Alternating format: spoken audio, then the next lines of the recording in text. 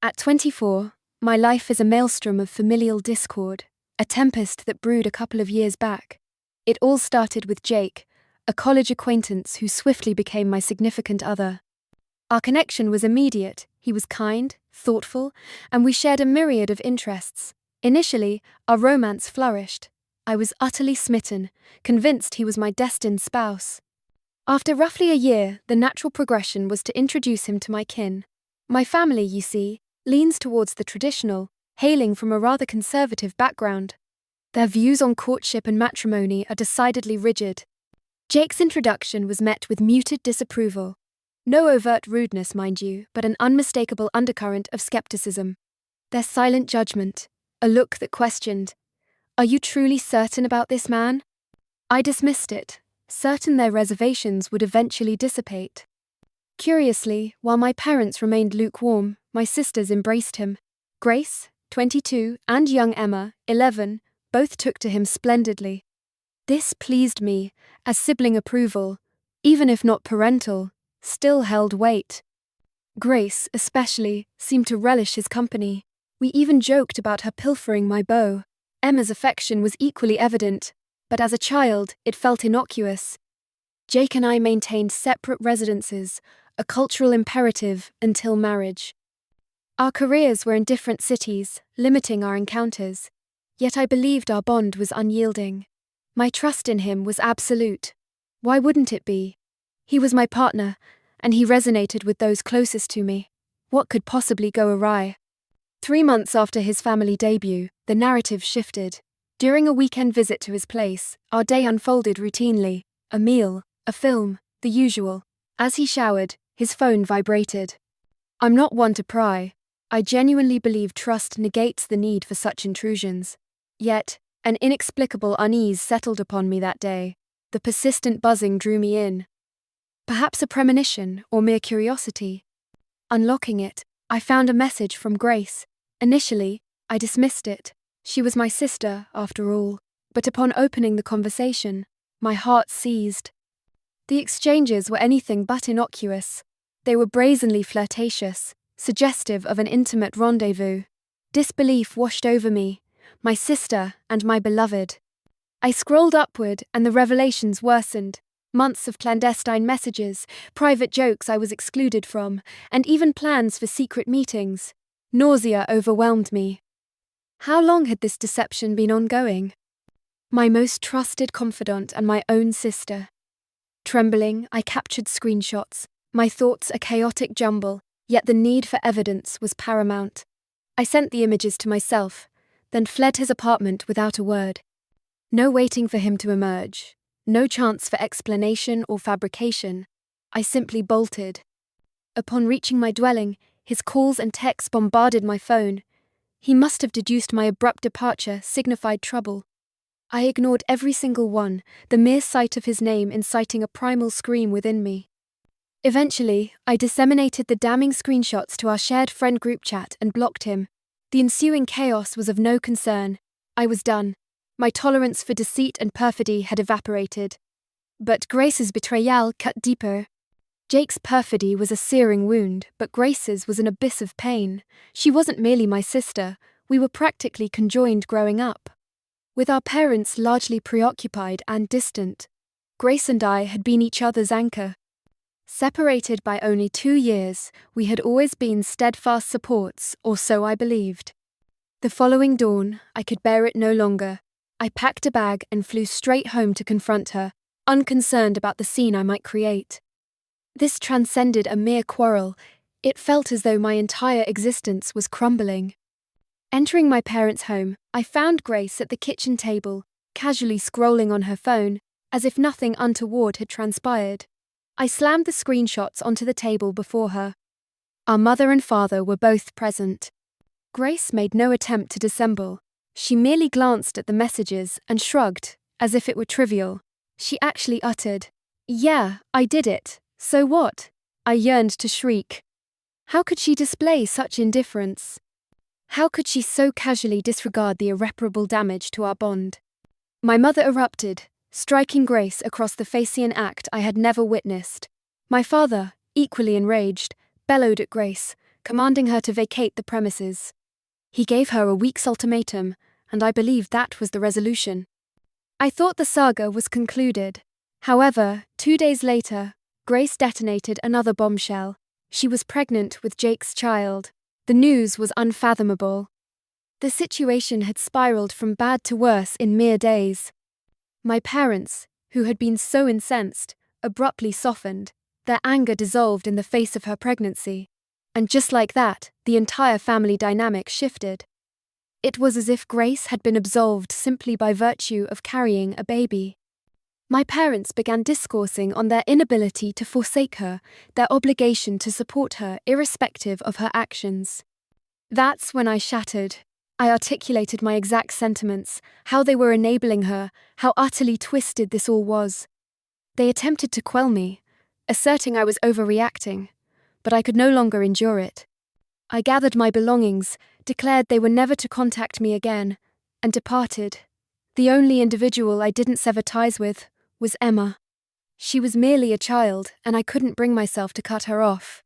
2 weeks later, my mother, somehow acquiring a new number, sent a wedding invitation. Jake and Grace were to be wed, and my mother possessed the audacity to suggest my presence was essential for family unity, or some such nonsense. I told her to get lost and blocked her anew. That's where it all began. I presumed the worst was behind me, yet unknowingly, the true ordeal was only just commencing. Unforeseen complications. After the dramatic unraveling with Grace, my former partner, and my parents, I thought disengaging would grant me tranquility. Life, however, had alternative designs. I had no communication with anyone save Emma, and my aim was simply to forge ahead with my existence. But familial complexities rarely permit such smooth transitions. Approximately 2 months after my comprehensive blockade, whispers began to reach me through the informal network. A cousin with whom I maintained contact mentioned a baby shower for Grace, hosted by my parents. Apparently, it was a lavish affair, a grand celebration. Initially, I wasn't surprised. I expected them to dramatize events, given their portrayal of Grace as a victim. But then my cousin delivered a revelation that truly inflamed me. She disclosed that my parents were propagating the narrative that I had abandoned the family, while Grace was the dutiful daughter striving for familial cohesion. Seriously? After all her transgressions, she was now the heroine of this twisted tale? I seethed with fury. I wanted to call my mother and unleash my indignation. Yet, I knew better than to be drawn back into that vortex. I remained silent, attempting to maintain a low profile, though internally, I raged. The sheer audacity to invert the narrative, painting me as the antagonist. A few days later, a text from Emma arrived.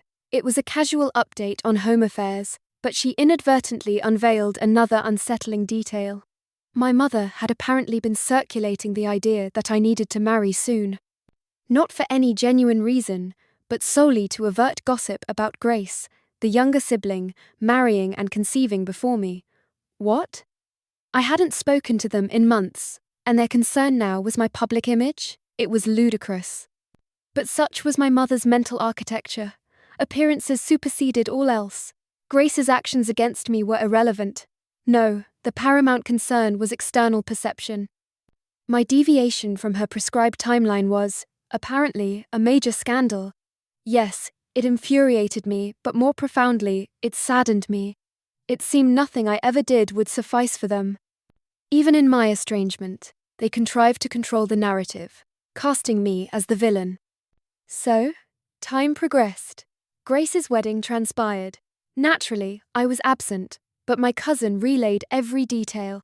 Apparently, it was an extravagant event. My parents spared no expense, despite Grace being only a few months pregnant. They assiduously concealed the scandal, proclaiming they were simply being responsible, ensuring the child wasn't born out of wedlock. My cousin informed me my parents cited my work commitments as the reason for my absence. Right.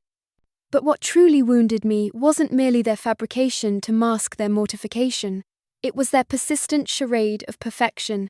They couldn't even acknowledge their family's disintegration. Instead, they had to stage this elaborate performance for everyone else. I was utterly done with them at this juncture, yet hearing these accounts still stung. It felt as though they were systematically excising me from the family narrative. In the ensuing period, I endeavored to move forward. I immersed myself in my career and focused on constructing my own life. For a time, a fragile peace settled. Communication from my family dwindled, and I presumed they had finally left me alone. But, of course, such is not the way of my family. One night, Emma's call broke the quietude. It was late, and I was preparing for slumber. Yet, the distinct ring instilled a sense of foreboding. When I answered, Emma was weeping, her words choked with emotion. Eventually, she conveyed that our father had passed away. I was stunned. Though our relationship had been strained, he was, undeniably, my father. What particularly incensed me, however, was that Emma was the one delivering the news. My mother hadn't even bothered, not a single word from her. Emma revealed he had been ailing for some time, but they had concealed it from me. My mother's rationale? To spare me stress. Could you believe it? My own father was ill, and they deemed me unworthy of knowing. The next morning, I booked a flight home. The accumulated drama no longer mattered. My sole desire was to be there for Emma. My arrival at my parents' house was akin to stepping onto a battleground. My mother and Grace were present, and their immediate reaction upon seeing me was a barrage of accusations. They alleged my return was solely for financial gain, as if no other motivation could exist. Grace was particularly venomous, branding me selfish, accusing me of abandonment during their time of need. I wasn't even afforded the opportunity to grieve. Everyone was so consumed by the inheritance, by who would acquire what, that my father's passing was barely acknowledged. It was repugnant. And as if matters weren't sufficiently dire, the will reading ignited pandemonium. It emerged that my father had bequeathed the largest portion of his estate to me. I was astonished. I had anticipated nothing, especially given the preceding events. But there it was, in black and white. 40% for me, 30% for Emma, 20% for my mother, and 10% for Grace. One might assume relief, a sense of overdue justice, but truthfully, it only exacerbated the situation. Grace and her spouse became incensed.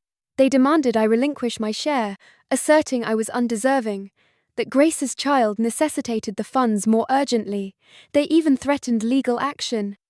I knew their legal standing was non-existent, but their willingness to pursue such extremes merely underscored their avarice. Money was their sole concern. Family bonds and rectitude were secondary. They simply craved whatever they could seize.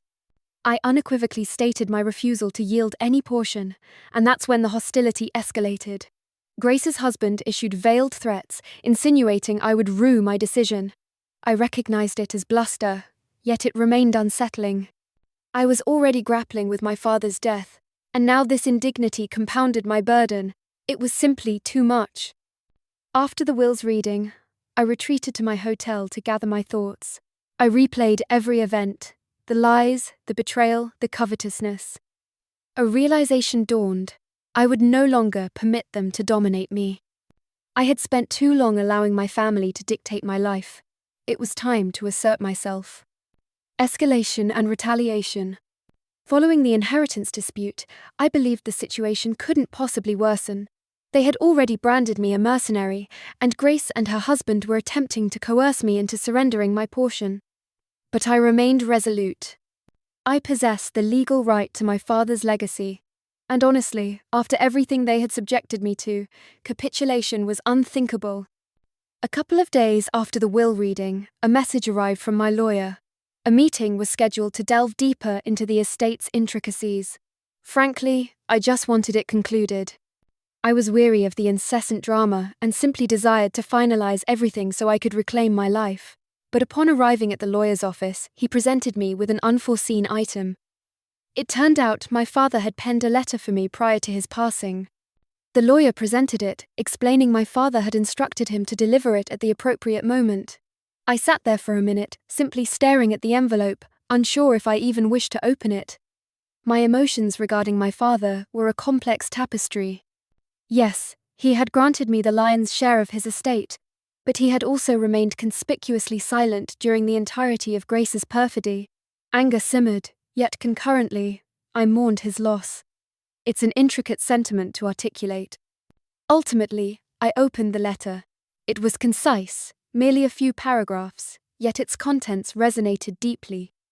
He apologized for his absence when I needed him most, acknowledging his shortcomings, but claimed to be ensnared by the circumstances involving my mother and Grace. He confessed to regrets, particularly regarding the acrimonious conclusion of our relationship.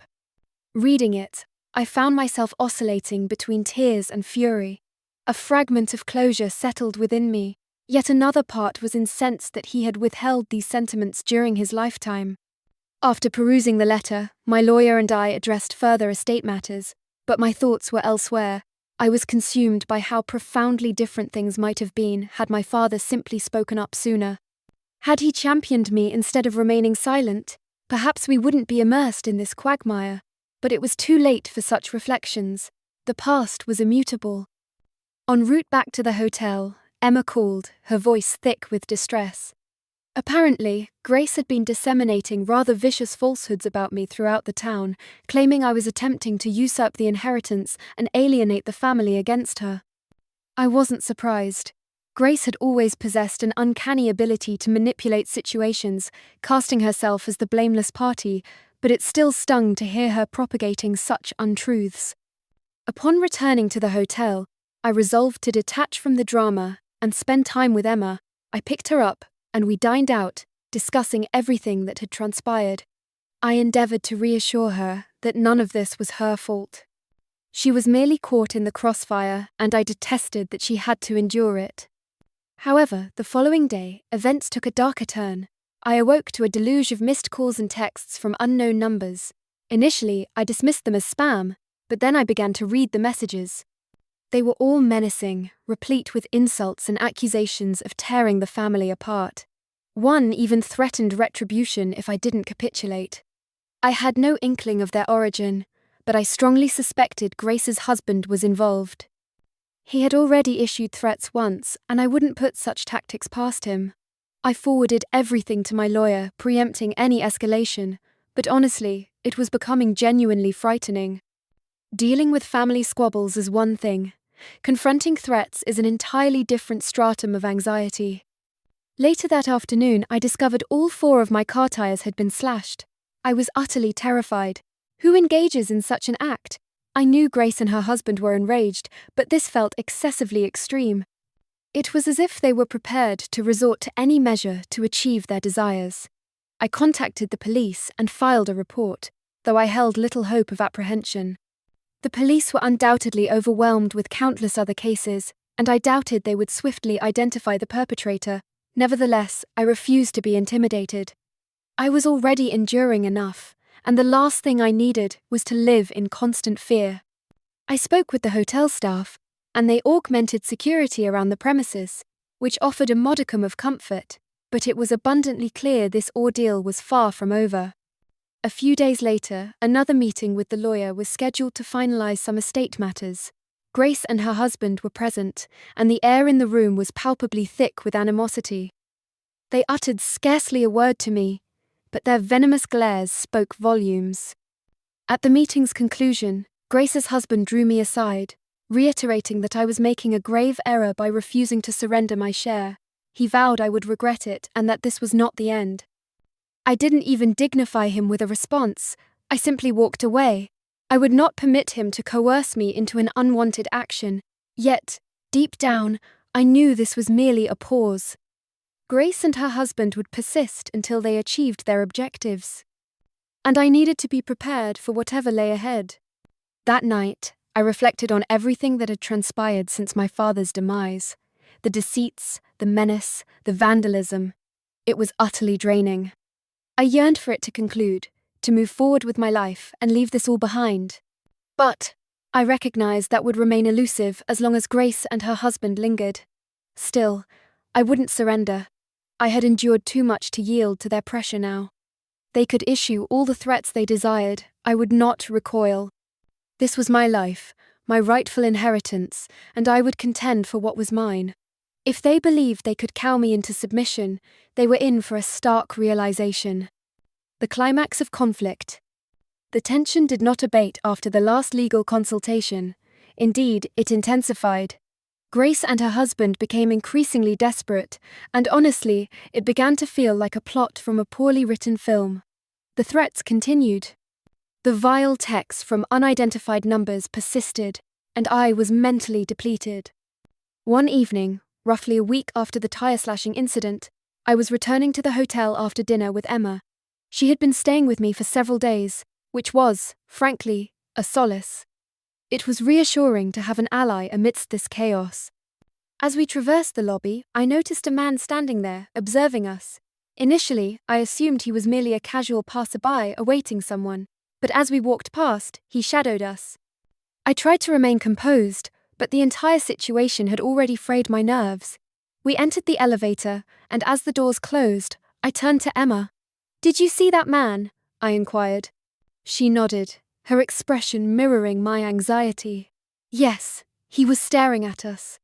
Upon reaching our room, I immediately contacted the front desk to report the individual. They assured me they would review the surveillance footage and dispatch someone to patrol the floor, but it did little to assuage my apprehension.